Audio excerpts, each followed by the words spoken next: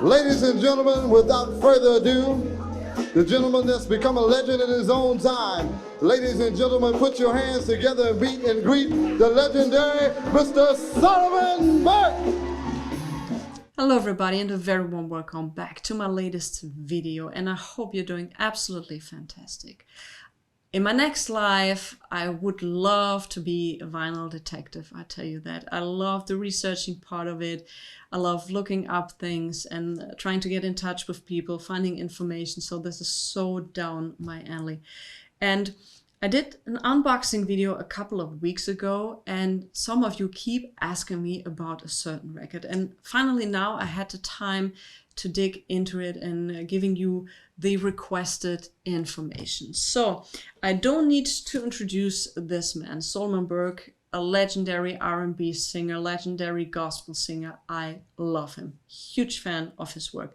If you find his material in the wild, go and grab it. It won't be expensive and you get some great sounding records. So what I got offered was this set, including a record on red wax. So the seller, which is a very reliable seller and collector, told me it features an unreleased album. And what really got me was, you see this is, oh, no, sorry.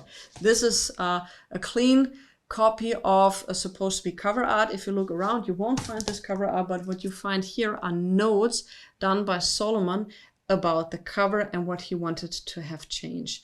Like remove the plants, which are up here, make this whole coat a little whiter. Maybe this looks good with a fur. So you have all these kind of notes from this cover art. And the clue that gave me that this is not an unreleased recording is that it says that it's recorded live at the Phoenix, Washington, D.C.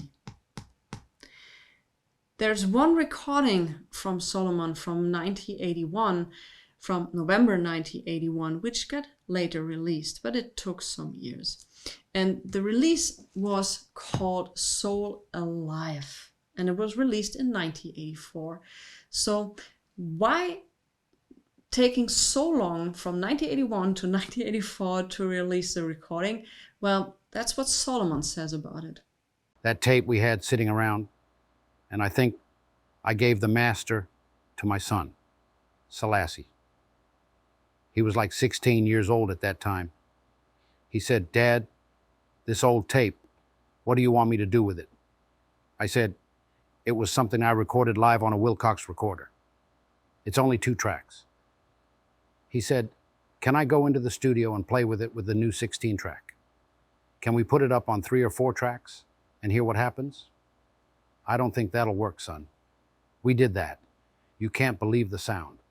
And he's totally right. You get a great sounding record, and he was so good. His backing vocals, his backing vocal group was fantastic. I love this recording. And with these 2 album covers came this red wax record, and this is a test pressing, because on Discogs I found for Soul Alive another test pressing. The difference is the label, where Solomon, which doesn't state test pressing, so you have a blue label where Solomon also wrote down "You darlingly, if not for you," and also November the 27th, 1981, and Solomon. I hope you can see that. So also you can see there are some nice scratches on the red wax, so it's not like like you can play through it without some clicks and pops and some, yeah, clicks and pops. But I know it's not good for the stylist, but I love playing this record. It's tremendously good. But the difference between the test pressing on Discogs and this one is side B. On the test pressing, you have you start with a monologue. On side B, it starts with Down in the Valley. So it's a different song selection on side B. Technically, yes, this is an unreleased record with the artwork and also the song selections, but the content is not unreleased. You'll all find this recordings on Soul Alive. It was a gatefold record. I always wanted to have this one. I couldn't find it in the wild, and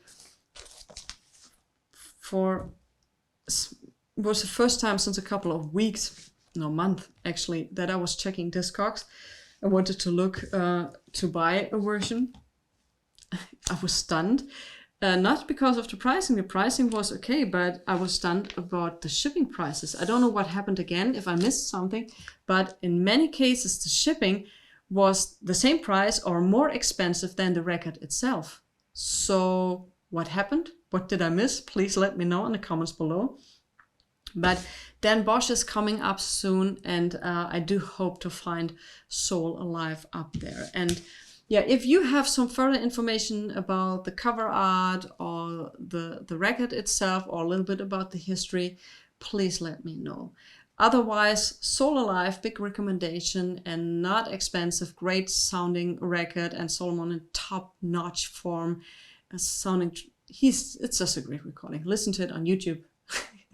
You won't be disappointed. So thanks for watching and getting a little into this records. If you have further questions, please let me also know down in the comments below. And otherwise, I'm wishing you guys a great week. Stay safe, stay healthy, listen to good music. Maybe the great Solomon, who is so much underrated.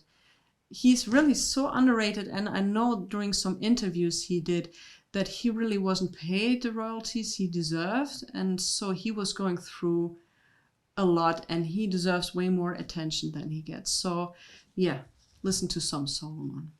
Thanks. See you next time. Bye. This is our last show. Special requests.